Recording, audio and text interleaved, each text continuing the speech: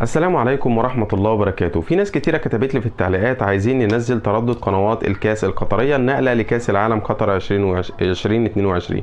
في الفيديو ده اعرفك ازاي تنزل التردد وازاي تقرب القناة بكل سهولة ان شاء الله. لو لسه اول مرة تشوفني فانا مصطفى ابراهيم، ولو مش مشترك في القناة يا ريت تنزل اشترك دلوقتي وتفعل زر الجرس عشان يوصلك كل جديد. تابع الشرح معانا لحد النهاية.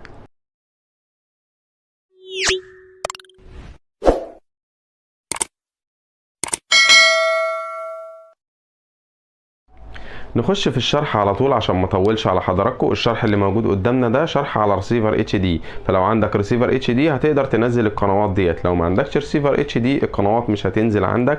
وطبعا قنوات الكاس معروفه ان هي هتذيع مباريات الذهاب لقنوات لمنتخب قطر كامله، وعندنا 22 مباراه على النايل سات وعلى العرب سات. طيب عايزين نضيف التردد بنعمل ايه؟ اول حاجه بنخش على المنيو، بيظهر عندي هنا قائمة التركيب. قائمة التركيب اللي موجودة دي بدوس عليها اوكي، بيظهر عندي ضبط الهوائي، قائمة الاقمار الصناعية، قائمة الترددات. بنزل على ثالث خانة وهي قائمة الترددات. طيب بعمل ايه؟ بيظهر عندي زي ما حضرتك شايف اهو التردد كامل على قمر النايل سات، وده معدل الترميز، وده الاستقطاب بتاعنا سواء في او اتش، يعني عمودي او راس، عمودي او افقي.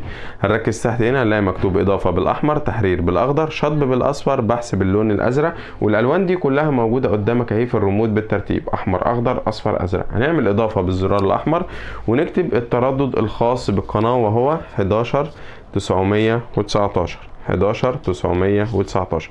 وهننزل على معدل الترميز هنكتب 27500، والاستقطاب بتاعنا بدل ما هو عمودي هنخليه افقي او اتش او روزنتال زي ما الريسيفر بتاعك كاتب. بعد كده بندوس اوكي، بيظهر عندي وبيقول لي ان التردد موجود بالفعل، وبينقلني على مكان التردد. بدوس عليه اوكي، بيديني علامه صح كده، انا حددت التردد، وبختار علامه البحث بالزرار الازرق اللي موجود قدامك في الريموت. هنضغط ضغطه واحده عليه هيظهر عندي قائمه البحث. ما بغيرش اي حاجه في الاعدادات غير ان انا بدوس اوكي. اول ما بدوس اوكي مبروك علينا التردد خاص بقنوات الكاس، هينزل لي 4 قنوات موجوده في تردد واحد، منهم 2 مشفرين و2 شغالين. بعد كده بتجيلي رساله حفظ نتيجه البحث، بدوس نعم. اول ما بدوس نعم مبروك علينا القنوات هتلاقيها شغاله عندي بدون اي مشاكل على الريسيفر بتاعنا. طيب بعد ما نزلت التردد عايز اقرب القناه بعمل ايه؟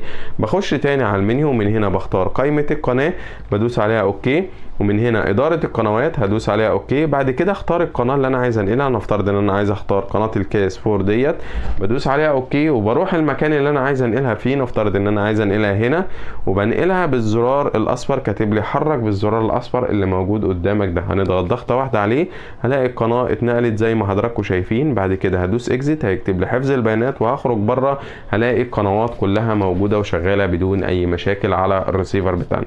وبكده وصلت معاكم لاخر الفيديو. يا رب الشرح يكون عجبكم، وما تنسوش يا جماعه تشتركوا في القناه وتفعلوا زر الجرس عشان يوصلكم كل جديد. ولو في اي استفسار سيبوا لي في التعليقات وانا هرد عليكم بنفسي. واشوفكم على خير، وكل سنه وانتم طيبين، وكان معكم مصطفى ابراهيم، والسلام عليكم ورحمه الله وبركاته.